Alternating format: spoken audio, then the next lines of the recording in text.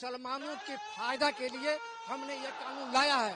तो मैं नरेंद्र मोदी जी से कहता हूँ कि आप अगली बार आप सदन में एक नया कानून लाइए जो मंदिरों में, मठों में, आश्रम में जो दलित, आदिवासी, पिछड़ा, अति पिछड़ा जो लोग हैं उनको मंदिरों में उनका अधिकार दीजिए, उनको पूजा करने का अधिकार दीजिए, उनको भी अपना भागीदार बनाइए।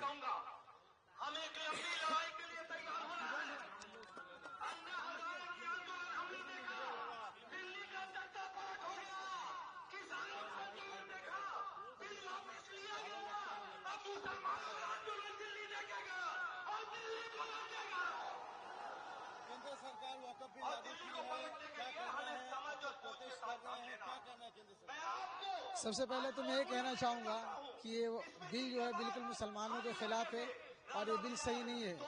मुसलमानों से अगर मोहब्बत होती मोदी जी को तो मुसलमानों के एजुकेशन पे बात करते, हेल्थ पे बात करते, इस तरीके से जो चीज़ उस पर बात करते। आप बार बार मुसलमानों के खिलाफ ऐसा क्यों कोई चीज़ लाते हैं जिससे मुसलमान समुदाय भड़क जा रहा है? ये चीज़ बिल्कुल गलत है। आप बार बार मुसलमानों के खिलाफ ऐसा कानून ला रहे हैं जिससे मुसलमान समुदाय को टारगेट कर रहे हैं। आप एजुकेशन पे बात कीजिए, आप देश में नौजवान बेरोजगार उस पर बात कीजिए, बीमारी पे बात कीजिए, लेकिन आप उस पर नहीं बात करते। कभी तिल पर तलाक लेके आते, कभी राम मंदिर लेके आते, कभी आप स्टूडेंट को रास्ते पर उतरने में मजबूर करते। आप देश के प्रधानमंत्री, आपको तो सबको लेके चलना था, लेकिन आप मुसलमानों के खिलाफ बार बार कानून बना रहे हैं। तो ये कानून बिल्कुल गलत कानून है। और याद रखिए मोदी जी, हम वो लोग हैं जिससे पहले भी हमने देश पे गलत नजर डालने वालों का हमने मुनाजरा किया है। हमने उसके सामने डट के खड़े हुए और इस बार भी पूरी ताकत से हमारी पूरी जमीयत, हमारे पूरे भाई और हमारे पूरे उलमा, हमारे हिंदू भाई भी, हमारे सिख भाई भी, जो भी है इस देश का वासी है, सब इस बार इंशाअल्लाह पूरी ताकत के साथ इस जालिम हुकूमत को जवाब देने के लिए तैयार है। इससे पहले भी हमारे अकाबिर ने इस मुल्क को बचाया है और इंशाअल्लाह ताला इस बार भी इस मुल्क को हम बचाएंगे और पूरी ताकत से, अपनी जान से, अपनी माल से, अपनी इज्जत से इस पूरे मुल्क की हिफाजत करने के लिए हम तैयार हैं इंशाअल्लाह ताला। मेरा नाम मोहम्मद अमीन इब्न रियाज। बहुत सारे इलाके से लोग आए हुए हैं। आपको मालूम होना चाहिए कि मडिया बलोच के आवाज हो रहा है, क्या इलाके से लोग यहाँ तशरीफ लाए हुए हैं। उनको यहाँ आने का मौका ही नहीं मिल पाया। हम उन हजरात से मुआवरत चाहते हैं, बस कुछ ही देर में अपने प्रोग्राम को खत्म करेंगे। एक वादा लेकर के सबसे पहली बात आपके मीडिया के माध्यम से तो मैं ये कहना चाहूँगा कि आज हिंदुस्तान में एक ऐसी सरकार है जो सरकार जिन लोगों को जो बिल नहीं चाहिए वो सरकार लेके आती है। लोग बोल रहे हैं, चिल्ला रहे हैं कि हमें ये ऐसा बिल, ऐसा कानून नहीं चाहिए, लेकिन वो लेकर के आ रहे हैं। जैसे मिसाल के तौर पे किसानों के लिए बिल लाया गया, किसानों को नहीं चाहिए वो बिल, किसानों ने प्रोटेस्ट किया, वो बिल को उनको वापस लेना पड़ा। मुसलमानों के लिए 3 तलाक का बिल लेकर के आए, मुसलमानों को नहीं चाहिए, हम अपने शरीयत के कानून पे चलना चाहते हैं।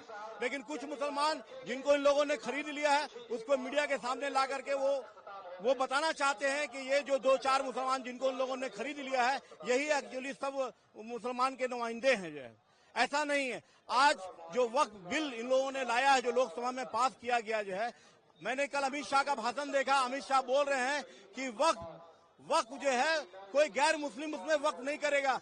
मैं कहना चाहता हूं कि जो गैर मुस्लिम लोग हैं वो क्यों वक्फ करेंगे? वक्फ जो है मुसलमान करते हैं, लेकिन वो बोलते हैं कि ये मुसलमानों का जो वक्फ बोर्ड है उसमें गैर मुस्लिम, क्रिश्चियन कोई भी वहां पे आ सकते हैं। तो मैं कहना चाहता हूं कि किसी भी बोर्ड में जो एक धर्म विशेष का बोर्ड है, उस धर्म विशेष के बोर्ड में दूसरे धर्म के लोग कैसे अपॉइंट किए जा सकते हैं?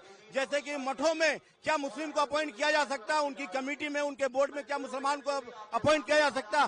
क्या सिखों के गुरुद्वारा की जो कमेटी होती है उसमें क्या मुसलमान या हिंदू को अपॉइंट किया जा सकता? नहीं किया जा सकता। ठीक उसी तरह से हिंदुस्तान में जो वक्फ बोर्ड जो हमारा है, वक्फ बोर्ड में किसी भी तरीके का जो नॉन मुस्लिम है उसको एक्सेप्ट नहीं किया जा सकता। वक्फ बोर्ड क्या है ये जानना चाहिए लोगों को। हम लोगों ने जिन लोग हमारे अब्बा व अजदाद ने अपने कौम और कौम के मिल्लत के भलाई और फलाह के लिए अपनी जमीनों को, अपनी जायदाद को वक्फ किया ताकि उससे कौम और मिल्लत का भला हो सके। लेकिन आज नरेंद्र मोदी ये सियासी खेल खेल रहे हैं और हिंदू मुस्लिम के बीच में डिवाइड एंड रूल की पॉलिसी को अपना करके वो सत्ता में बने रह जाना चाहते हैं। तो हम लोग अपनी जानों की कुर्बानी देने से भी बाज नहीं आएंगे। जिस तरीके से हमारे उलमाओं ने जब आजादी के लिए ऐलान किया था तो हमारे उलमाओं ने फांसी के फंदों को चूमने से कभी भी परहेज नहीं किया। हमारा इतिहास कुर्बानी से भरा पड़ा हुआ। मुसलमान सबसे पहले कुर्बानी देने के लिए आगे रहेगा। जिस तरीके से पाकिस्तान के खिलाफ वीर अब्दुल हमीद ने टैंक में अपने आप को उड़ा दिया था, ठीक उसी तरीके से हिंदुस्तान को बचाने के लिए, संविधान को बचाने के लिए, अपने देश को तरक्की पे लाने के लिए हम लोग अपनी जानों की कुर्बानी देने के लिए कभी भी बाज नहीं आएंगे। सैयद मोहम्मद मंजूरुल हक, all India minority association joint secretary.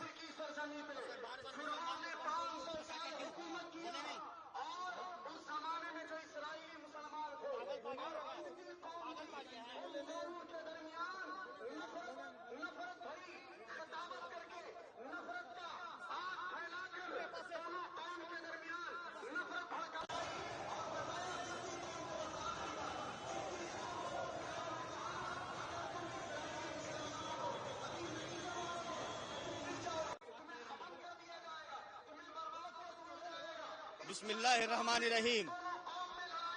आज जो ये प्रोटेस्ट का जो मामला हुआ है, ये क्यों हुआ है? ये मुसलमानों को जख्म दे दे के आज उसी जख्म में नमक छिड़क दिया। ये बाबरी मस्जिद हम लोग से छीन लिया गया है, ये ट्रिपल तलाक का बिल पास कर लिया। अच्छा, 2 बजे रात में ये कौन सा कानून जिंदा रहता है? ये 2 बजे रात में कौन सा कानून जिंदा रहता है लोग का?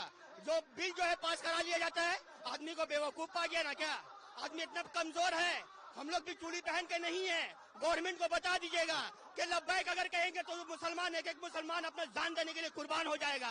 ये क्यों इतना करता है? अपना मजबूरी का तहत में हम लोग ये करते हैं। ये कौन सा कानून है? ये कहाँ का कानून है? इतना लंबा चौड़ा भाषण देता है नरसिंहानंद, उसको अरेस्ट नहीं किया जाता है?